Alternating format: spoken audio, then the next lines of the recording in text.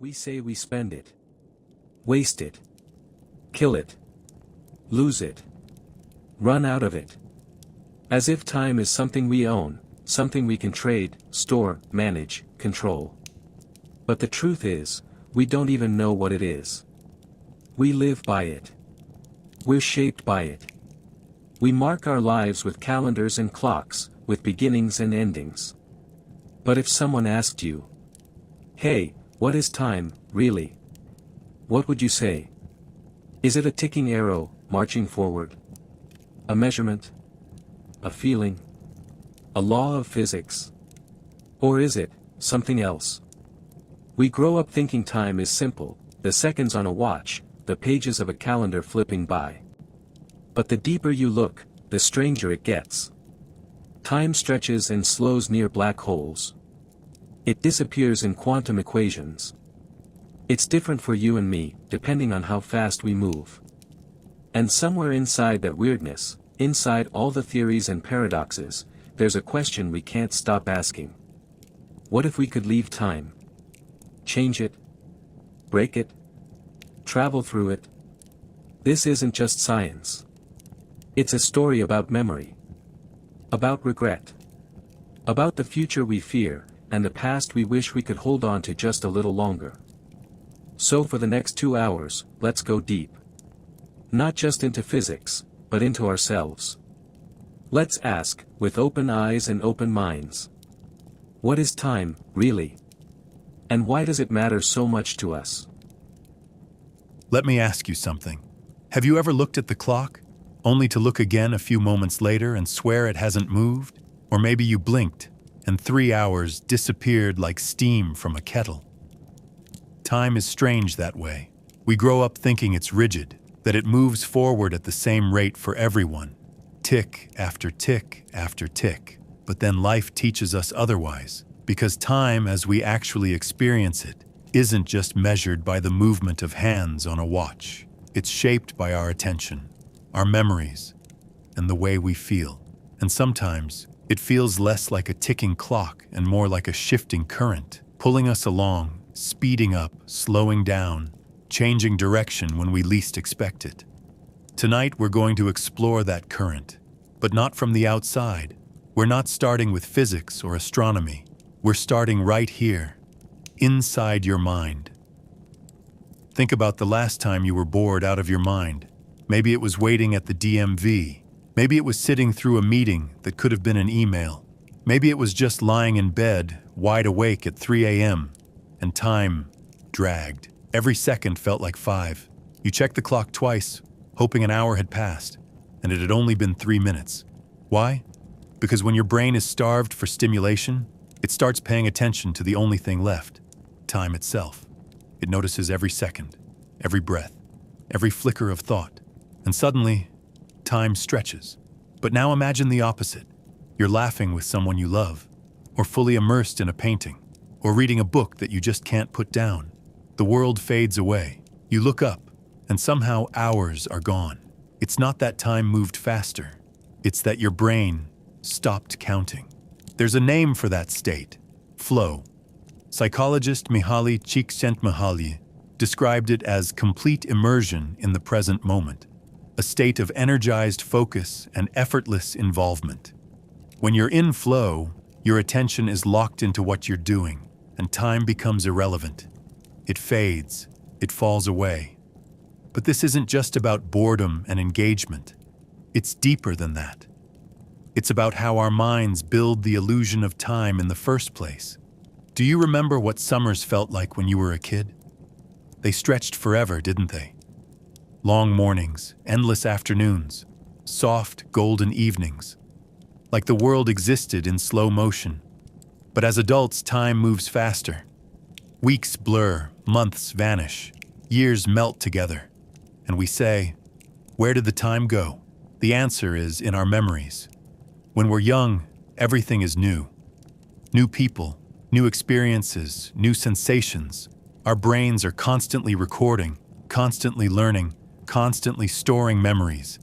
And the more memories we create, the longer that time feels in hindsight. It's like looking at a photo album packed with colorful snapshots. each moment clearly marked.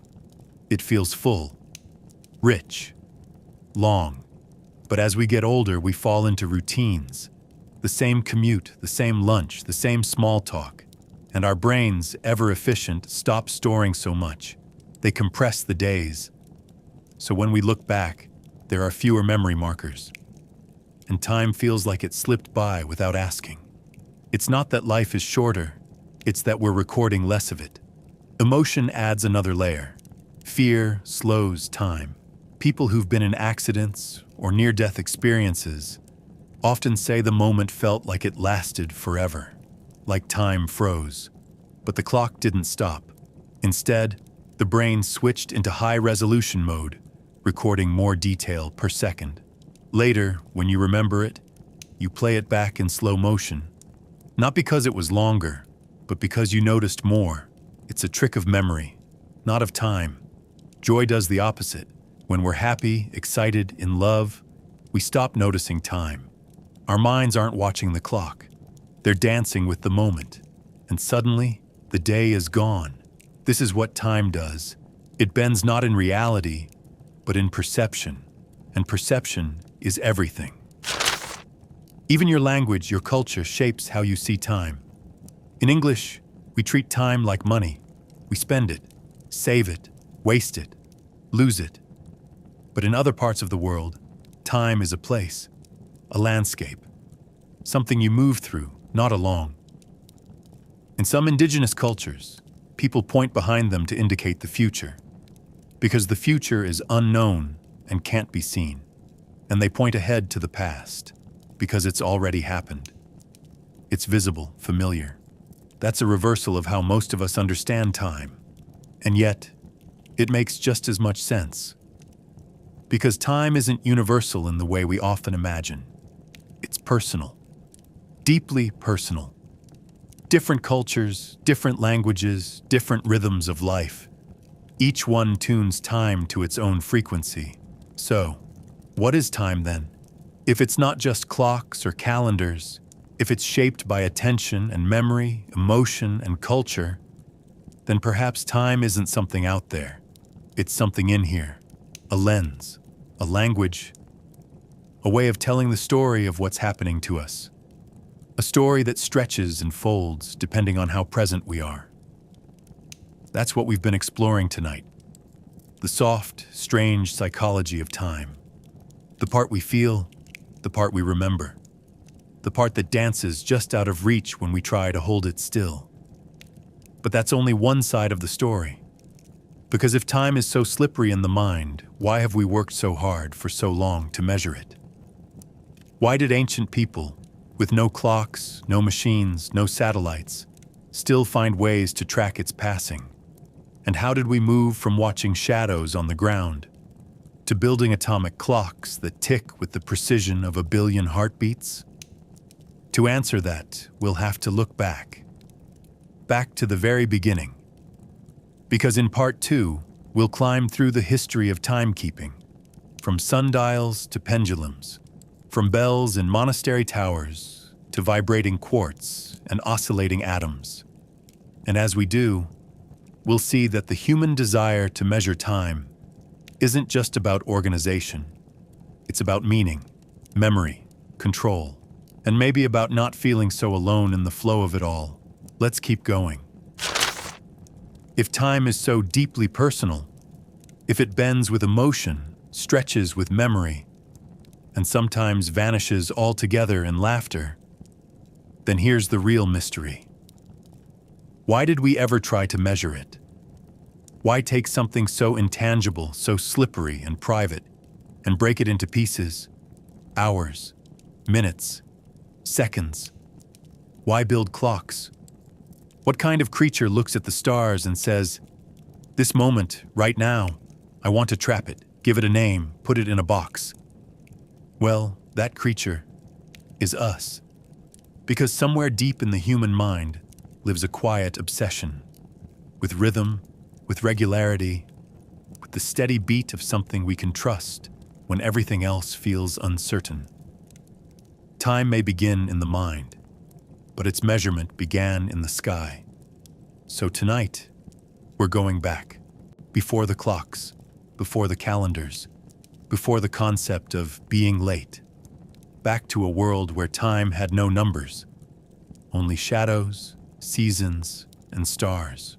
Long before we had gears and springs, the very first humans were already watching time. Not on clocks, but in the heavens. The rising and setting of the sun, the waxing and waning of the moon, the slow drifting of constellations across the sky like silent dancers. These weren't just lights above us. They were signals, nature's calendar, a cosmic clock that needed no batteries. Cave walls in France and Spain show evidence that our ancestors were tracking lunar cycles tens of thousands of years ago. Etchings in bone and stone. Repeated marks, patterns. They weren't doodles, they were attempts.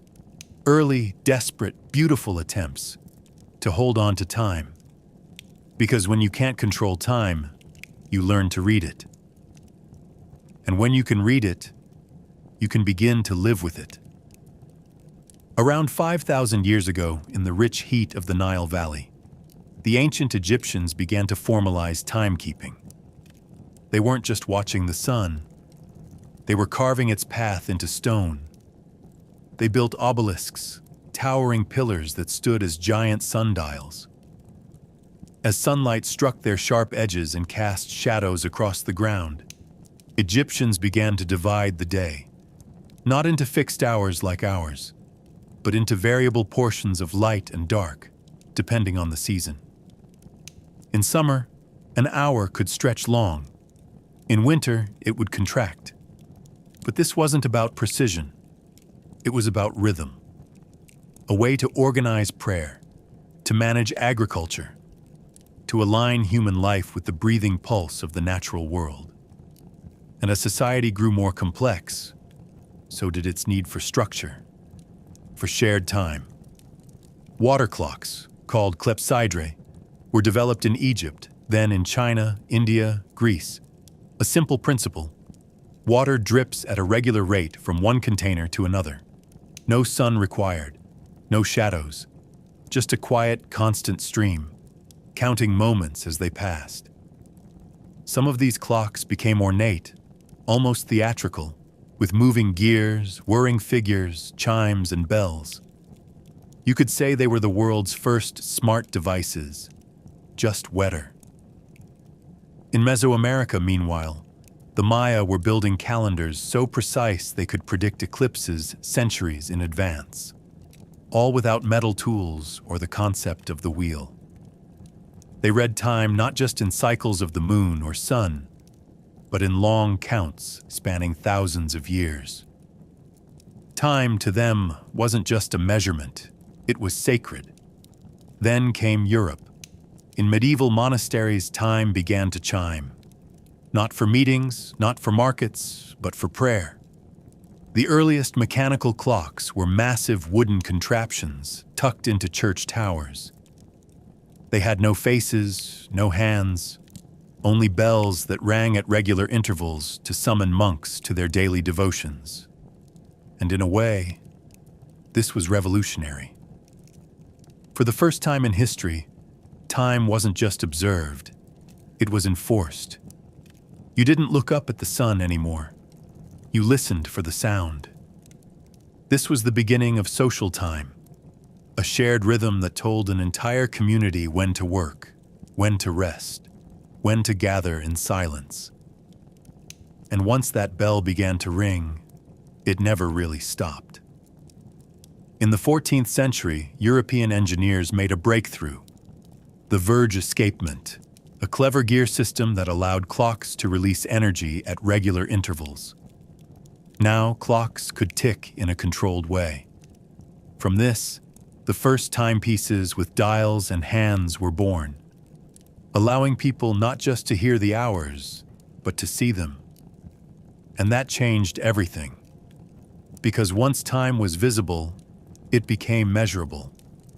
And once it was measurable, it could be controlled.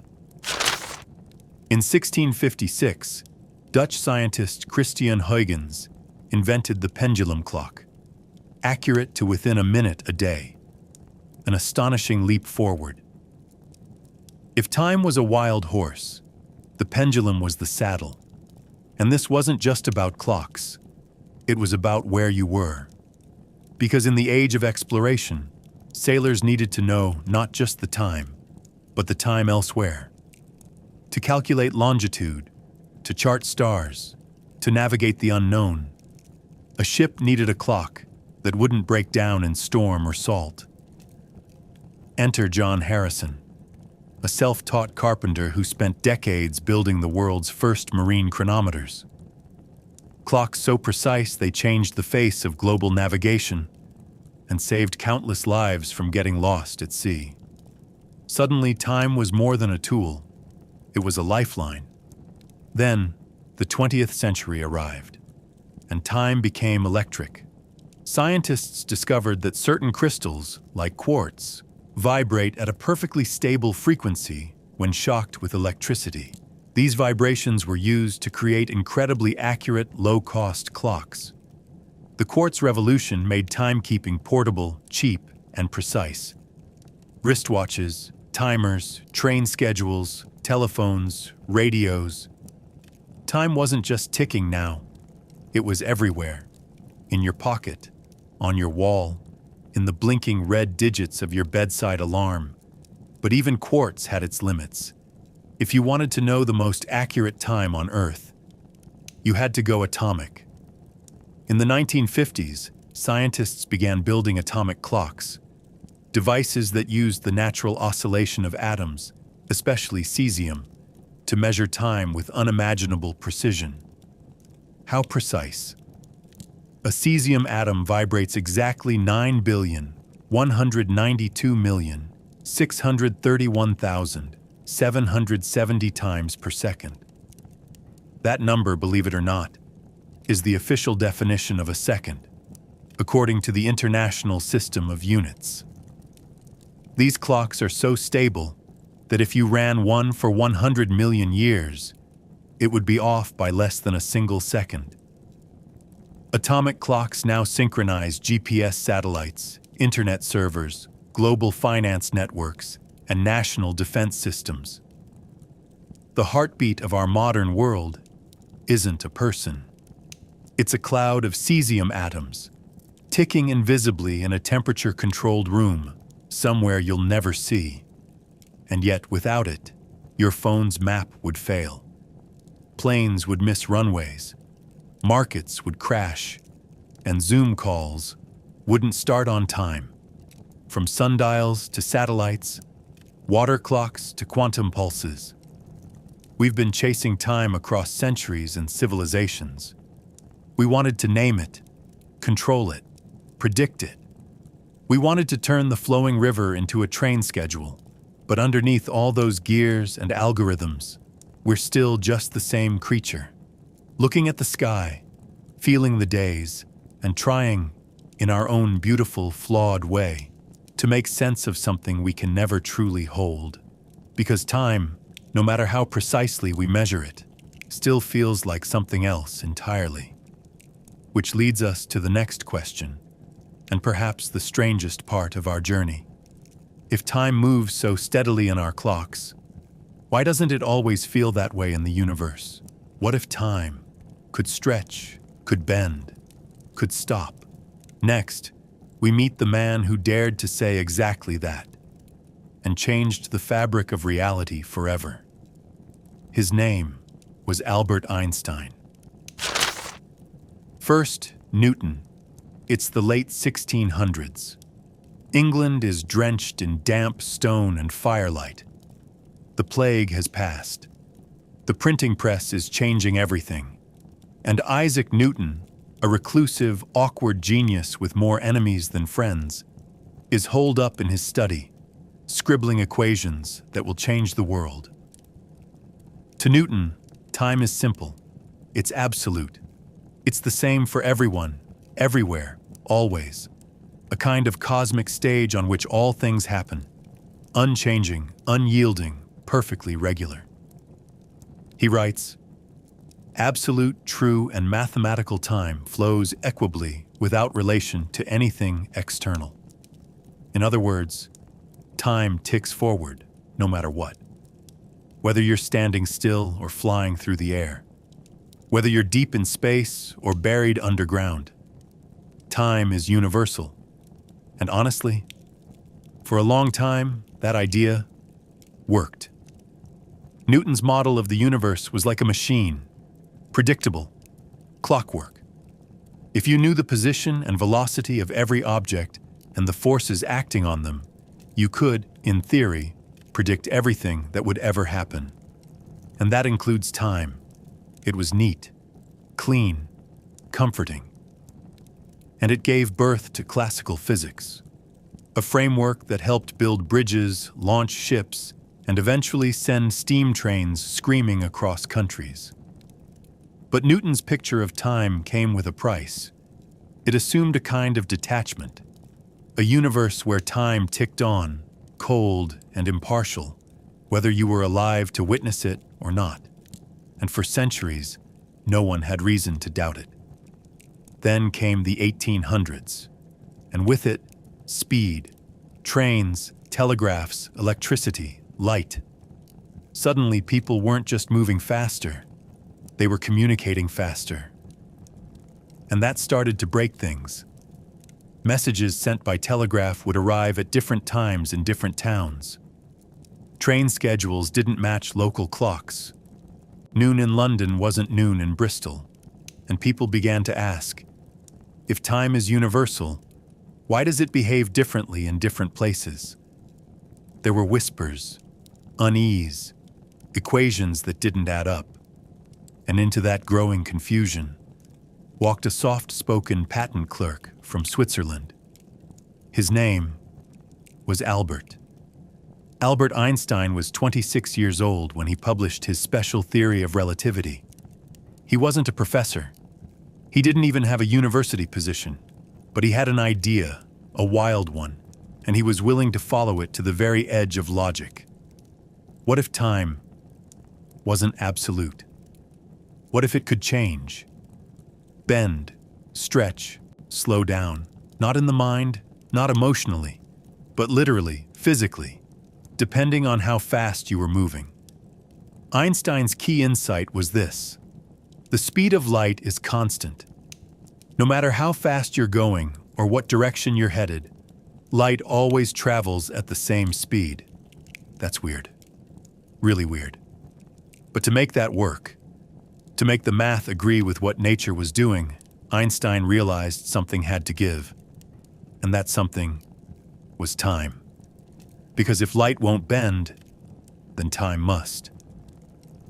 According to relativity, time ticks differently for different observers. If you're standing still and someone else is racing near the speed of light, their clock will tick slower than yours. This isn't science fiction. This isn't a metaphor. It's been proven again and again in particle accelerators, in satellite orbits, even in airplanes. In fact, GPS satellites have to account for time dilation, the difference in clock speed between Earth and orbit, or your phone's location would be wildly inaccurate. Time is not a backdrop anymore. It's relative. But Einstein didn't stop there. A few years later, he expanded his theory into what we now call general relativity. This time, he brought gravity into the picture. And again, he asked a wild question. What if gravity isn't a force? What if it's the bending of space-time itself? Imagine laying a heavy bowling ball on a trampoline. It warps the fabric. Drop a marble nearby, and it rolls toward the ball. Not because it's being pulled, but because it's following the curve. Einstein said that massive objects, like stars, planets, even black holes, do the same thing to space-time. They bend it. And because time is part of space-time, it bends too. Near a massive object, like a black hole, time slows down. To an outside observer, Someone falling toward a black hole would appear to move slower and slower and slower until they froze at the edge. But to the person falling, time would feel normal. Their heart would beat. Their thoughts would form. Their breath would rise and fall, unaware that the outside universe was racing ahead. This is real. We've confirmed it using atomic clocks placed at different altitudes. Even the difference between the ground floor and the top floor of a skyscraper causes measurable time dilation. Gravity bends time, and the stronger the gravity, the slower time flows. Think about what this means. There is no single, universal now. Two events that are simultaneous for you might not be for someone else, moving differently or standing in a different gravitational field. Reality becomes subjective, not in the poetic sense, in the physical sense. And Newton's clean, ticking clock? It's gone. In its place is a flexible, woven fabric, stretched by motion, curved by gravity, colored by perspective. Einstein didn't destroy Newton's world. He completed it. He showed us that what we thought was solid was soft, that what we thought was fixed was fluid. And yet, even Einstein's elegant universe isn't the final answer. Because while relativity changed how we see the stars, something strange was happening down below. In the tiniest corners of reality, in the world of particles, atoms, and quantum fields, time behaves differently. Sometimes it doesn't even exist. And that is where our journey takes its strangest turn yet. Because if time bends in the sky and blinks in the mind, then what happens when we zoom all the way in? Does time survive at the smallest scale? Or does it vanish completely? In part 4, we fall into the quantum.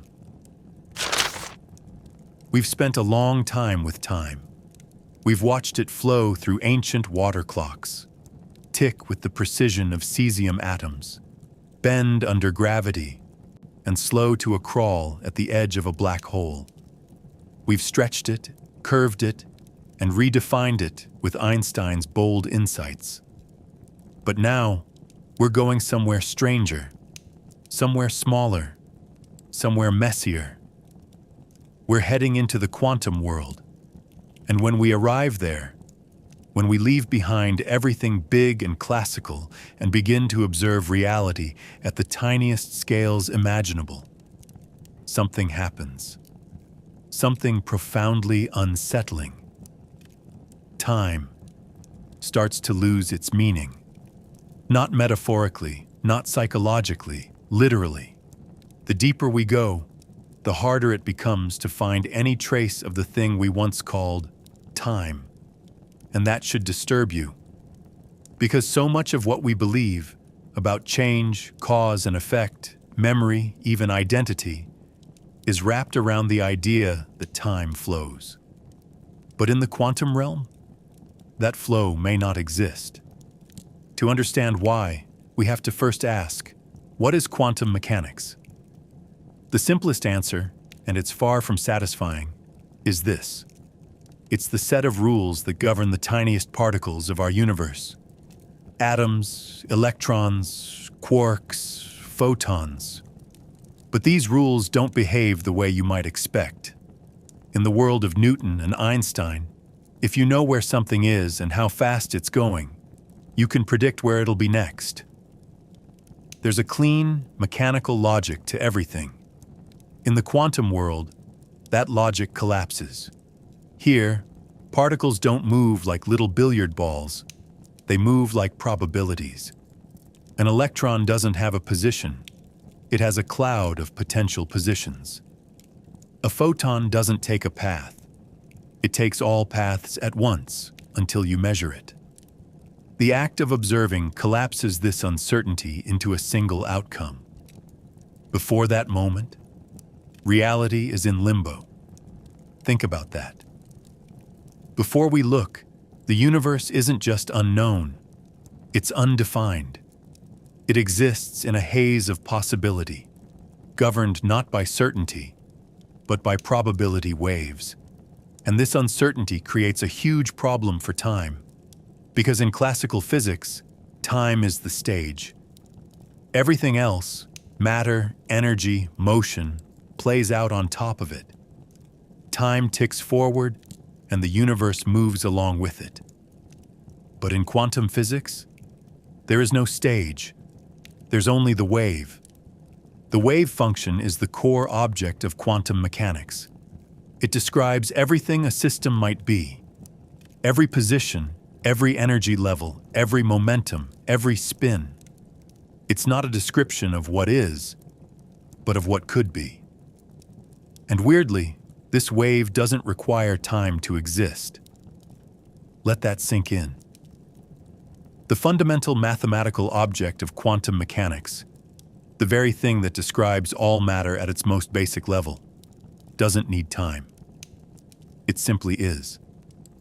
And that isness poses a serious philosophical and physical question. If the universe at its most basic doesn't require time to evolve, then what exactly is evolving? You might be thinking, maybe time is just embedded in the equations. Maybe we just need to look harder. But here's the kicker. Many of the core equations in quantum mechanics don't treat time as fundamental. They treat it as something external. Take the Schrödinger equation, for example, one of the cornerstones of modern physics.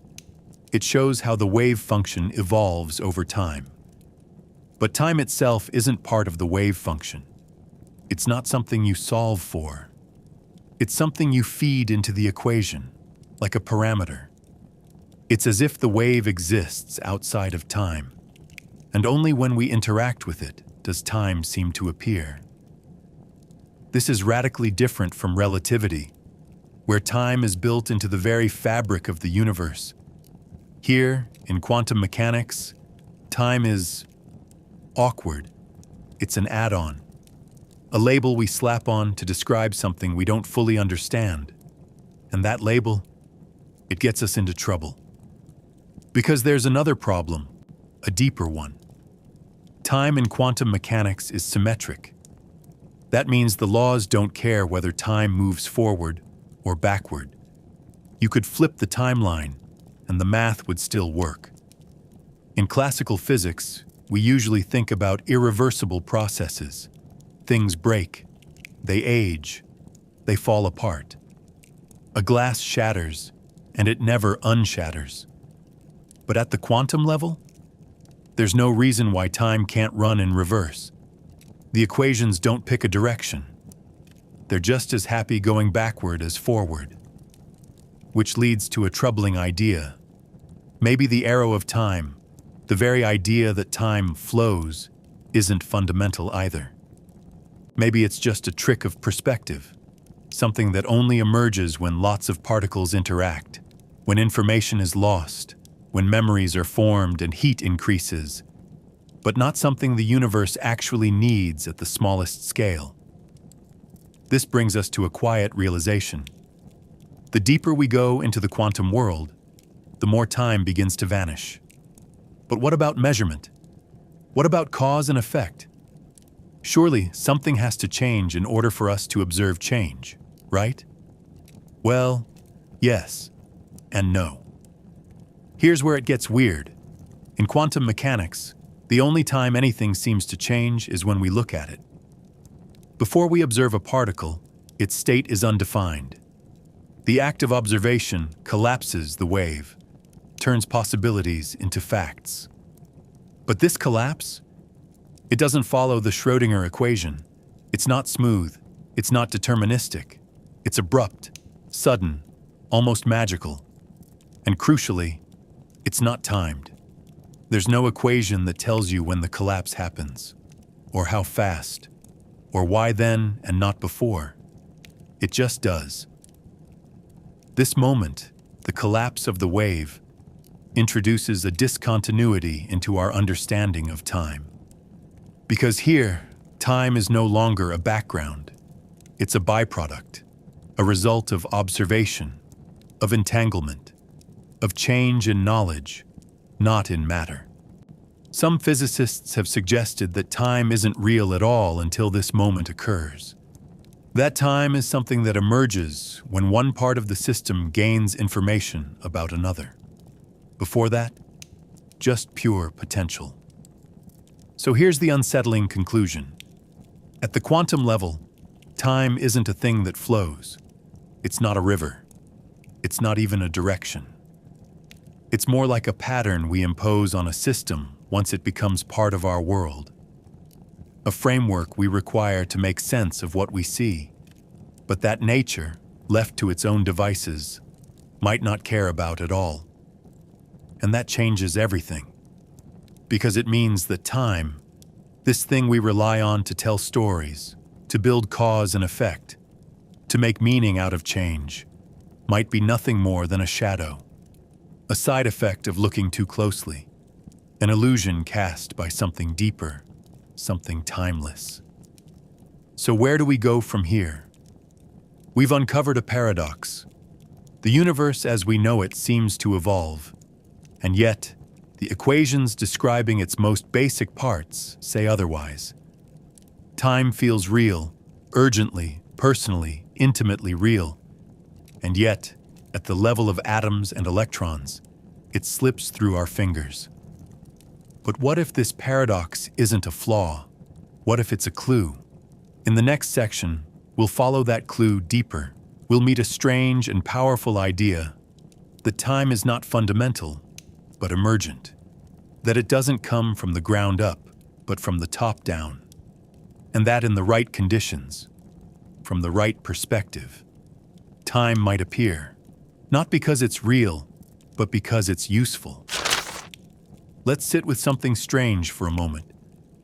Time, this constant companion of ours, this forward march we rely on to structure our days and lives, may not exist at the most fundamental level.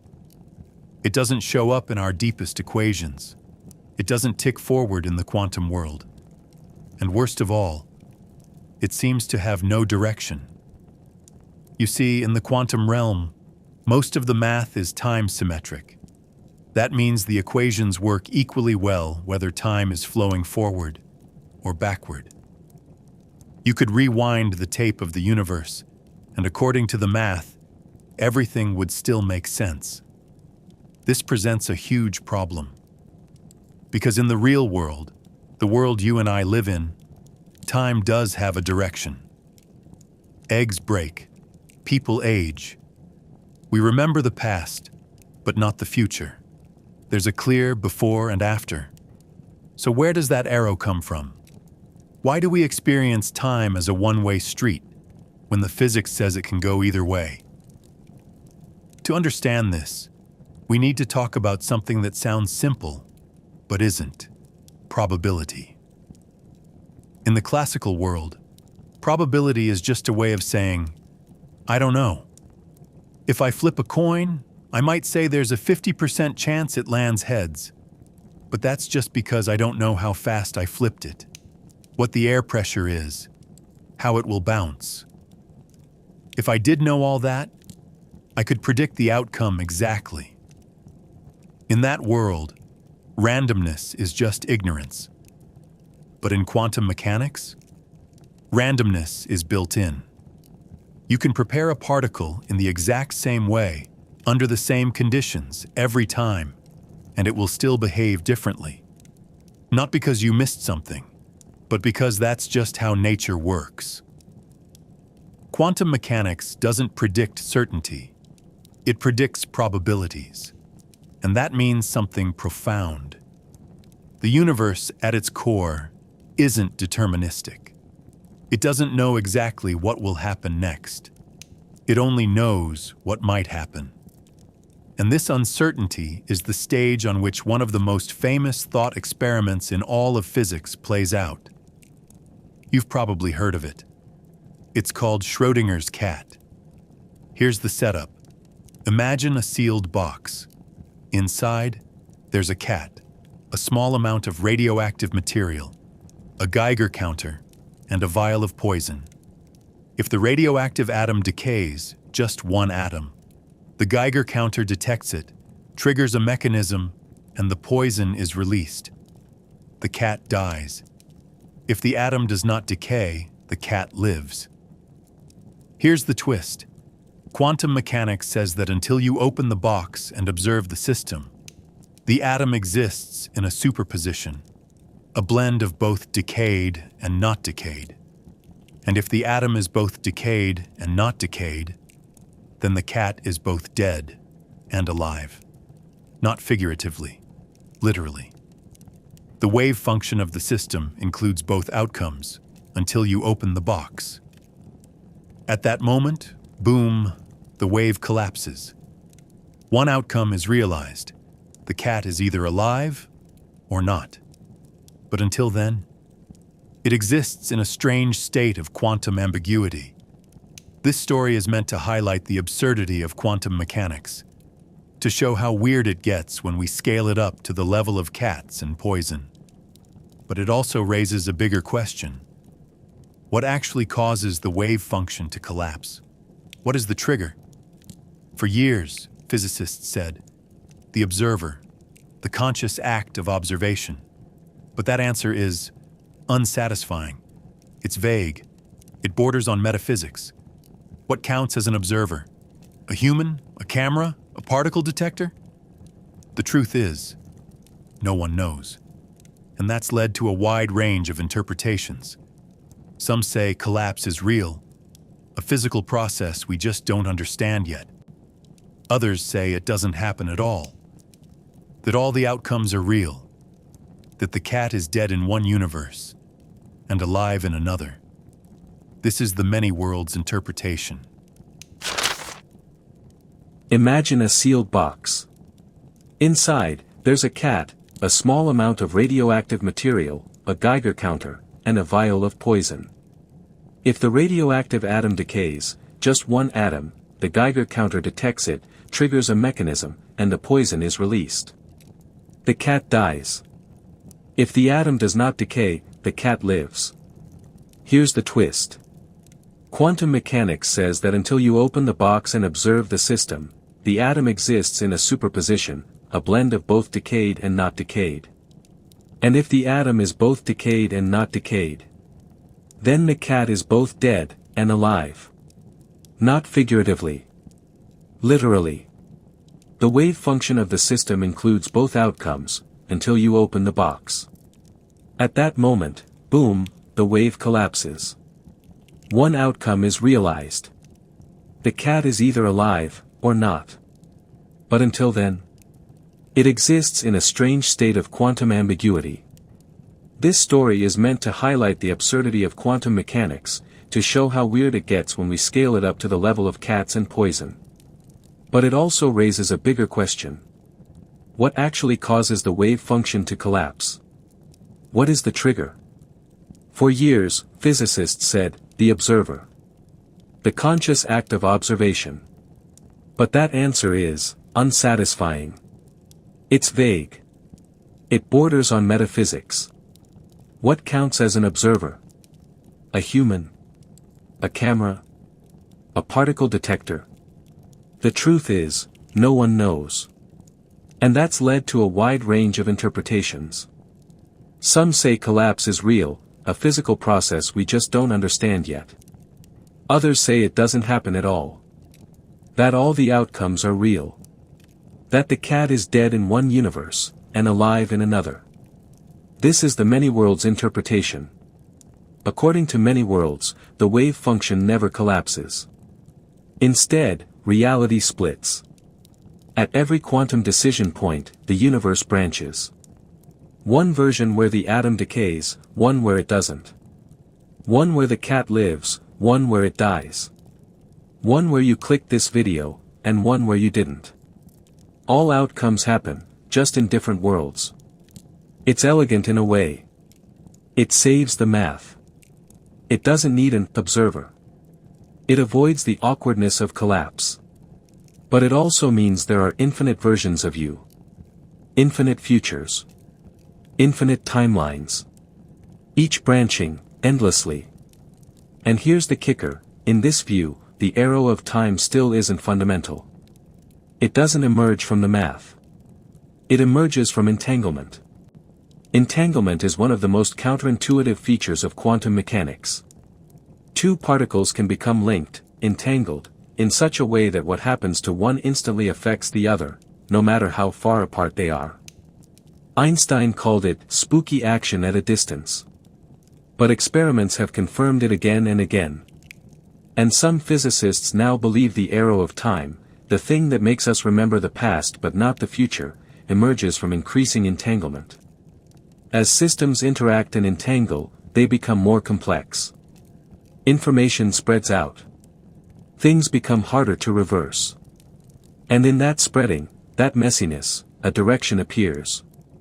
A before and an after. This is where entropy sneaks in, the measure of disorder in a system.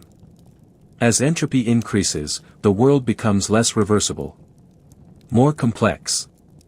More asymmetric. And that, perhaps, is the root of time's arrow.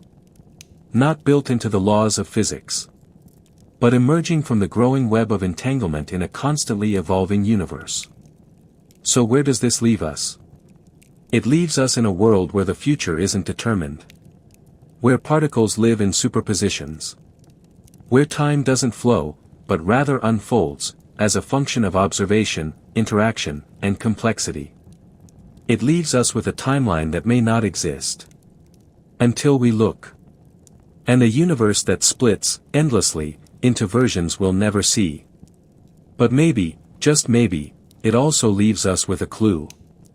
Because in the next section, we'll discover something even more radical. What if time doesn't just vanish at the quantum level? What if it was never there to begin with? What if all the complexity, all the change, all the motion, are built atop something that is, and always was, timeless? Next, we meet the equation that doesn't include time at all. And we ask, can a universe exist that never moves? We've followed time down some strange roads. We've watched it bend, slow, tangle, split, and disappear. We've seen cats that are both dead and alive. Particles in two places at once. A universe branching at every quantum choice. But no matter how bizarre things have gotten so far, there's been one underlying assumption. That something is still happening. That the world, however weird, is in motion. That the wave function is still changing, evolving, updating over time. Now imagine if even that disappeared. Imagine a universe that never changes, not because it's standing still, but because motion itself is an illusion. A universe frozen in possibility. Not still like a paused movie. Still like a single, eternal frame. And imagine that this isn't science fiction. This is physics. Welcome to the world of the Wheeler-DeWitt equation. In the 1960s, two physicists, John Wheeler and Bryce DeWitt, set out to do something extraordinary. They wanted to unify general relativity and quantum mechanics. Einstein had already given us a model of gravity, a beautiful theory that described how mass and energy bend the very fabric of spacetime. But it wasn't quantum. Meanwhile, quantum mechanics worked perfectly on the small scale, predicting particles and fields with eerie precision, but it said nothing about gravity. Bringing the two together, combining the smooth geometry of spacetime with the wild, probabilistic dance of particles, was, and still is, the holy grail of physics. Wheeler and DeWitt took a bold step toward this unification. And the result was an equation. A strange one. A massive one. And one with a curious omission. There was no time. Not metaphorically. Not symbolically. Literally, there was no time variable in the equation at all. Let that sit for a moment. They wrote an equation to describe the entire universe, its wave function, its possible states, its quantum geometry, and when they finished, there was no T. No ticking. No unfolding. No arrow pointing forward or back. Just a static, frozen mathematical object. This wasn't a mistake. It wasn't an oversight. It was a reflection of something deeper, that when you try to write a quantum equation for the whole universe, not just a particle inside it, not just a system within it, but the entire thing, you can't reference time. Because there's nothing outside the universe to measure it against. In other words, if the universe is everything, then what is it changing relative to? What clock is it being compared with? There is no external observer. There is no before or after. There's only the wave function of the universe, existing, timelessly, containing every possible configuration, all at once. This is sometimes called the frozen formalism of quantum gravity. It suggests that what we think of as motion, change, causality, all of that, may be emergent. That the deeper truth is timeless. And the flow we feel is just a kind of illusion. Naturally, this raises a storm of questions. If the universe doesn't change, how do we experience change? If the wave function contains everything, past, present, future, every particle, every possibility, frozen like an infinite mural, then how do we explain our memories? Our experience of growth? The way one moment seems to follow another? Some physicists, like Carlo Rovelli, say this is a trick of correlation. Imagine a room full of clocks, all showing different times. If you walk through it and read each one, you'll experience a kind of journey, even if none of them is ticking. Likewise, if the wave function contains different subsystems, some of which act like clocks, and others like readers, then from inside the system, it will feel like time is passing. But from the outside, nothing is changing. It's all just one vast, unchanging structure, filled with relative motion. Another way to understand this is through records. You know you're aging because you have memories. Photos. Marks on your skin. Changes in your thoughts. But those are just information states embedded in your current configuration. In a timeless universe, all those records could be part of a single static snapshot, one where your brain contains the illusion of having lived through yesterday. You never actually move through time. You simply exist in a moment where it feels like you did. Think of a library, filled with books. Each one contains a story. Each story flows forward. But the books themselves don't move. They sit. Timeless. Silent. And yet, inside them, time lives. That's the Wheeler DeWitt universe. A library of all possible moments. None of which move. So how do we make sense of this? Is it just a philosophical oddity? A math trick? Or is it a sign that our deepest intuitions about time are wrong? Some physicists resist the Wheeler DeWitt picture. They argue that it's incomplete, that it's missing the machinery of change. That it describes a kind of Platonic universe that doesn't match our actual experience. But others, including Julian Barber, whom we'll meet soon, embrace it. They say, maybe the reason time feels real is because we're embedded in a structure that simulates it, but never truly has it. We are creatures of correlation. Walking paths of memory through a landscape that never moves. There's another wrinkle here, one that makes things even stranger. In quantum cosmology, if time isn't fundamental, then initial conditions lose their meaning. There's no before the Big Bang. No moment of creation. No cause preceding effect.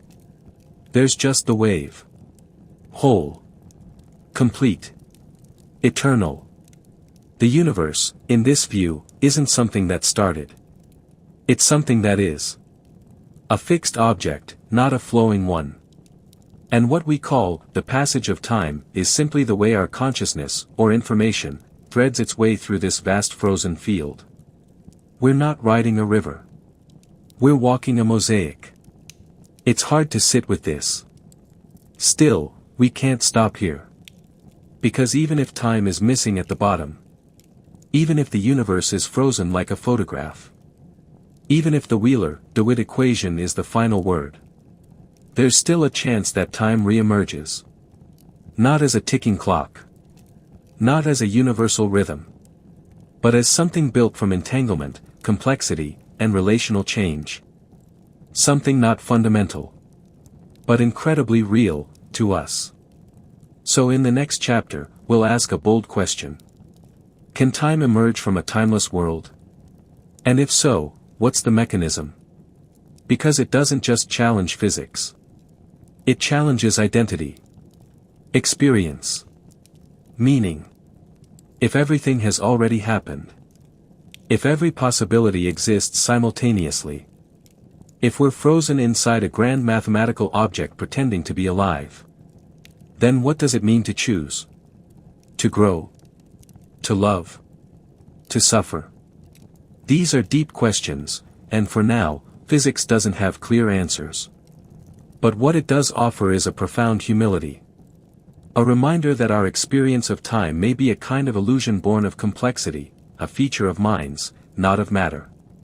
And that the deeper we go into the foundations of reality, the less familiar that reality becomes. Let's suppose, just for a moment, that time doesn't exist. Not at the bottom. Not in the math. Not in the fabric of spacetime or the quantum fields beneath it. Let's suppose that the Wheeler-DeWitt equation is right, that the universe is timeless, changeless, complete.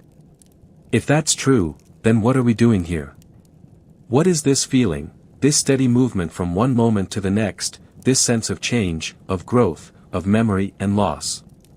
How can a frozen universe give rise to something that feels so incredibly alive? The answer, some physicists believe, lies in a radical idea. Time is emergent. Not real in the way we usually mean it, but real enough. Not built into the structure of the universe, but arising from the relationships within it. Time, in this view, isn't a background. It's a byproduct. Let's start with something familiar, temperature.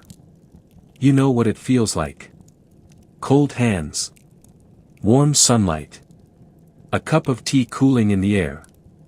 But what is temperature, really? At the microscopic level, temperature doesn't exist. A single molecule doesn't have a temperature. It has energy, velocity, position, spin. But only when you gather lots of particles, millions, billions, trillions, and look at their collective behavior, do you see temperature. It's a statistical property. An emergent quality that appears when you zoom out. Time, some physicists believe, works the same way. Think about a collection of particles. On their own, there's no clock, no rhythm, no direction. But let them interact. Let them share energy. Let them entangle.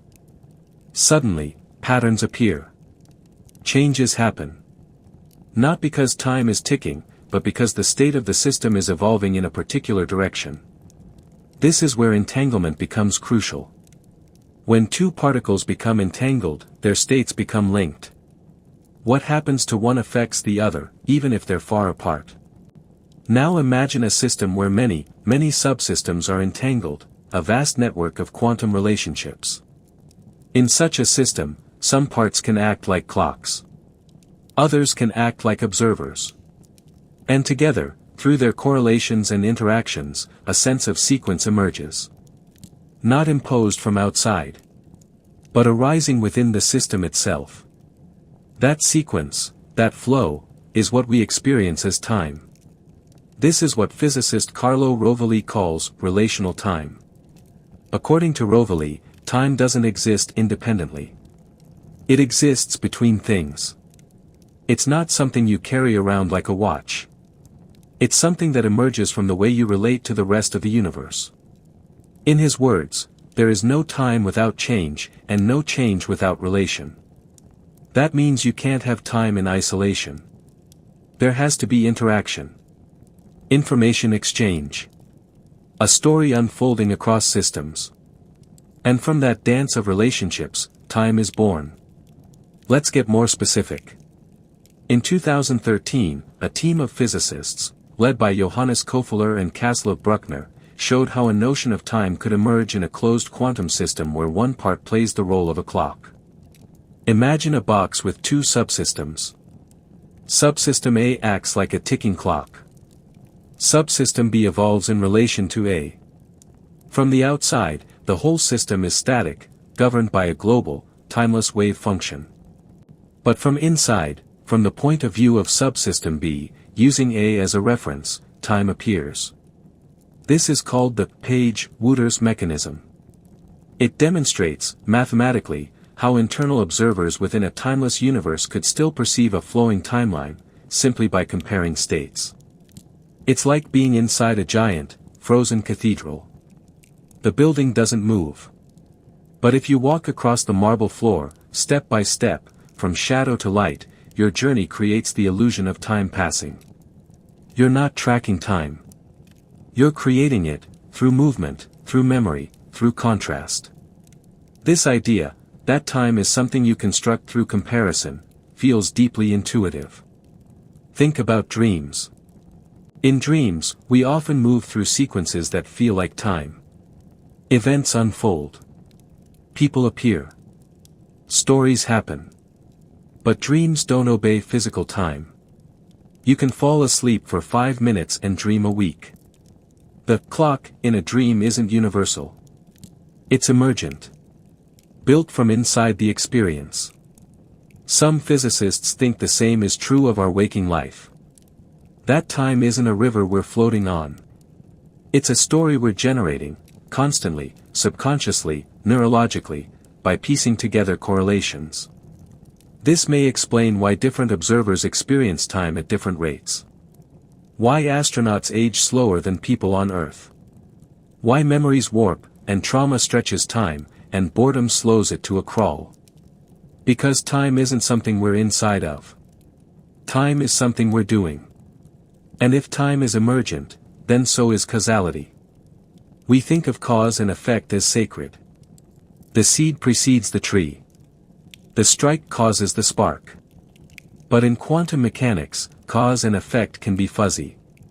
In certain scenarios, like quantum switches, the order of events becomes indefinite. A can cause B.